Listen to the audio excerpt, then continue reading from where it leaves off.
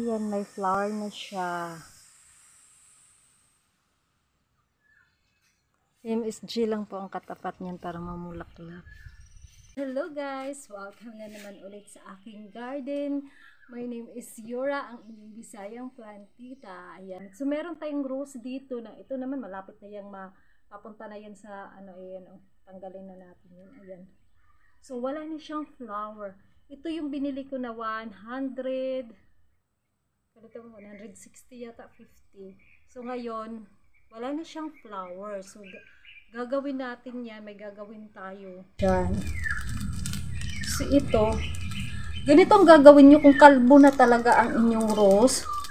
Pwede nyo gawin 3 times a week. Kasi ganun yung ginagawa ko. O kaya kung wala siyang bulaklak, pag walang bulaklak yung rose nyo, ang gagawin nyo guys, pwede 3 times a week. Pero pag meron na, pwede nang madalang na lang kahit nasa isang bisis sa loob ng isang linggo.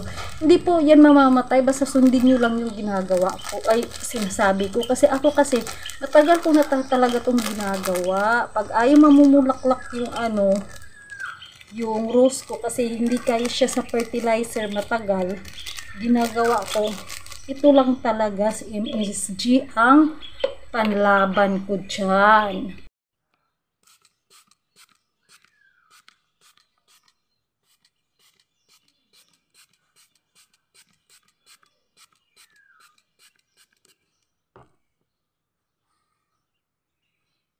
Makapal na yung ano niya, oh, nagkaroon na siya mga panibagong dahon. Panibagong mga dahon yan. Kahit na kung meron kayong ganyan guys na ano, na kalbo na, ang gagawin nyo lang, isprayhan nyo lang, lagay nyo lang sa malilim, tapos isprayhan nyo siya ng isprayhan.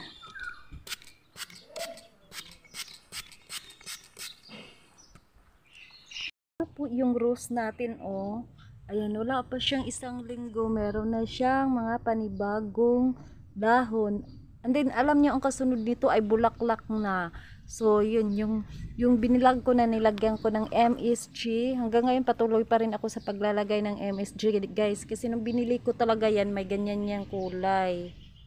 Yan, so naubos na yung bulaklak. Nag-spray lang ako MSG, Bitsin, at Ajinomoto. So, ayan na. Tinanggal ko lang yung mga old na niya na flower, and then yan na yung kinalabasan niya. So wala pa tong isang linggo at ipapakita ko sa inyo ulit guys pag marami na siyang bulaklak.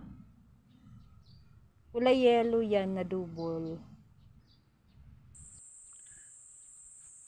Yan, i-check natin yung ating rose na ginawa. Yung tamang pag-apply ng Bitsin at Ajinomoto. So, ito na yung result guys. Ginawa natin yan 2 weeks ago. So, ayan. Ayan, yan. Love blurred. So, ayan yan siya. Teka lang. Blurred nga. Basta yan na yan. So, naka 2 weeks na tayo guys. Check natin yan. Siya pala kasi isang puno lang yan. Kulay nito ay kulay yellow. So ito na siya yung result. Ayan, so ang dami diba? So ikaw ay kung may problema, kung may rose ka at kung may problema ka sa iyong rose, ayan, sundin mo tong tips ko guys kasi nakakatulong to sa inyong rose. At matagal ko na din tong ginagawa. Hindi pa po ako nagba-vlog, ginagawa ko na to. So, shout out! Baliktad pala ang aking damit. My goodness. Kaliligo ko lang. Buti na lang hindi ako nakaharap sa inyo. Ayun, oh. Baliktad nga. So, ayan siya. O, diba? Ang dami niyang flower. So, ganun lang ang gagawin nyo. Putulan nyo. Putulan nyo para magkaroon ng panibagong sanga. And then, sprayhan nyo ng MSG para mabilis lumaki at mabilis magkaroon ng bulaklak. So, ayan. Legit po to guys kasi hindi ko naman to gawa-gawa lang. Lagi ko talaga tong ginagawa. Sorry. So, yung isa nga tingnan natin. Ayan, kumapal na ang kanyang dahon. Ito kasi hindi ko talaga siya inisprayhan muna ng MSG kasi tinadtad to ng insekto. So, nantay ko muna na mawala yung insekto, then saka ako nag-apply ng MSG. As in, nakalbo talaga yan. Buti naman siya ngayon lumago na at nagkaroon na ng mga flower. Ayan, ito na yung mga flower niya guys, mix yan kasi nung binili ko yan, ngayon pa, nung binili ko may flower na at ngayon pa siya nagkaroon ng pangalawang bulaklak. Diba? Ayan.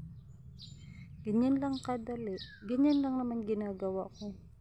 Ito pag mawala na yung bulaklak na yan, anuhin ko na naman yan, gupitin. Kagaya nito oh.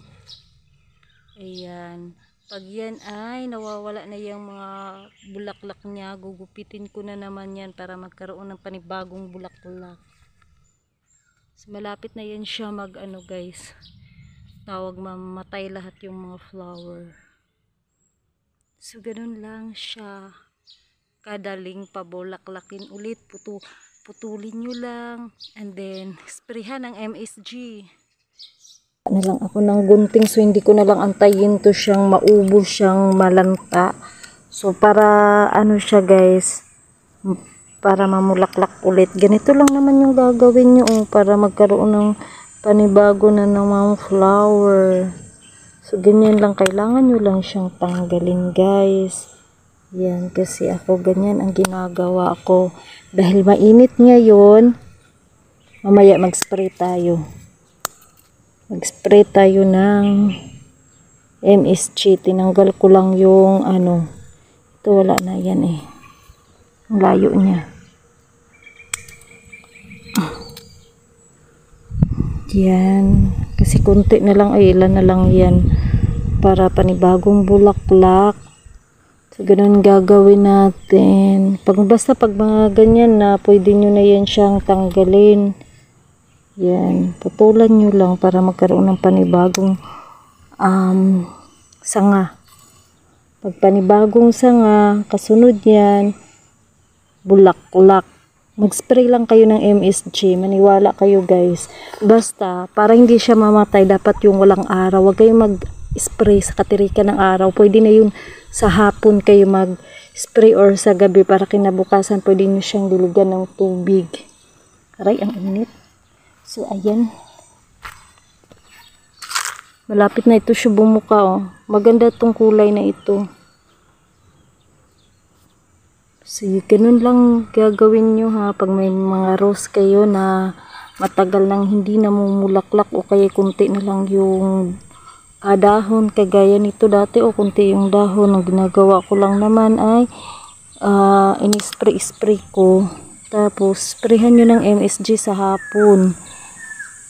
Sa hapon, basta hindi yung yan kasi may araw, huwag kayo mag-spray niyan kasi masunog ang dahon. Antayin nyo mawala ang araw, saka kayo mag-spray.